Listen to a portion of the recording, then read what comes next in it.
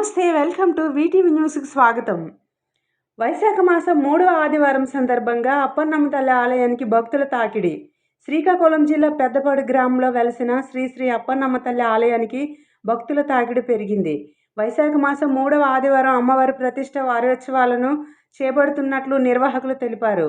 అమ్మవారిని ప్రతిష్ఠించి నేటికి 52 సంవత్సరాలు పూర్తయిన సందర్భంగా ఉత్సవాలను చేపట్టమన్నారు. ముఖ్యంగా నేడు జంతు బలులను నిషేధించమని వారు స్పష్టం చేశారు. ఈ సందర్భంగా నిర్వాహకులు మాట్లాడుతూ 1972 మే నెల అమ్మవారిని ప్రతిష్ఠించడం జరిగిందని తెలిపారు.